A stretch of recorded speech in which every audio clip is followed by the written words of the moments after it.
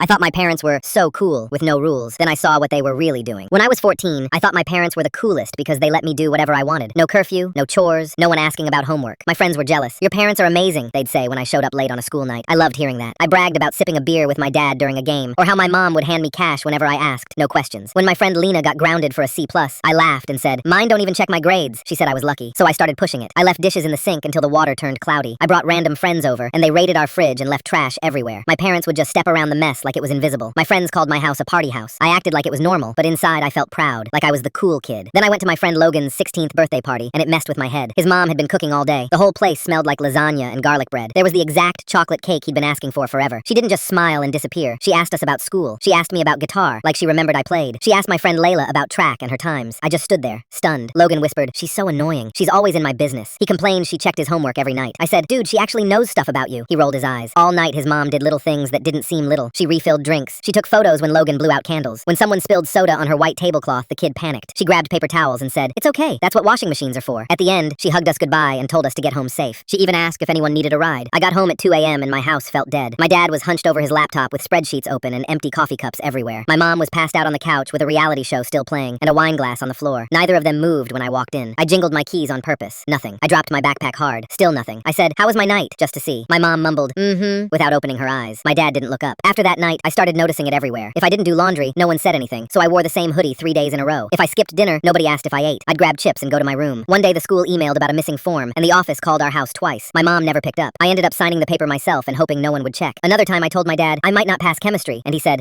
while typing, like I was a podcast playing in the background. I kept thinking, maybe if I mess up big enough, they'll wake up. So I pushed harder, but the house stayed the same, like it had no alarm system at all. A week later, I failed a big chemistry test I'd actually studied for. My teacher, Mr. Silva, pulled me aside and said my grades had been slipping all semester. He asked if something was going on at home. My throat got tight, and I just nodded. I went home feeling sick, ready to admit I needed help. I even practiced the line in my head, "Can we get a tutor?" But when I walked in, my parents were already screaming at each other about bills they forgot to pay, and whose fault it was that the electricity got shut off last month. They yelled about money, late fees, and my dad's latest business idea. It was loud and messy, like usual. I stood there with my test paper in my hand and said, "I failed." My voice sounded tiny. They didn't hear me. My eyes filled up and tears started running down my face. I didn't wipe them. I waited for one of them to notice. They didn't. They kept yelling, pointing at the mail, blaming each other like I wasn't even in the room. That's when it clicked. They weren't giving me freedom because they trusted me. They just weren't paying attention. Everything I bragged about wasn't a gift. It was empty space where parenting should have been. My friends complained their parents asked too many questions and checked grades. In that moment, I wanted that so badly it hurt. I wanted someone to ask why I came home late, why I smelled like alcohol, why my grades were sliding, why I was crying. I thought about Logan's mom checking homework and offering rides. Logan called it annoying. I realized it was love. I wasn't the lucky kid with cool parents. I was the kid who could fall apart right in front of them and still not get seen. And standing there with tears on my face while they kept screaming, I finally understood the truth. I wasn't free. I was forgotten. Now my friends are saying I was spoiled for bragging. Was I wrong?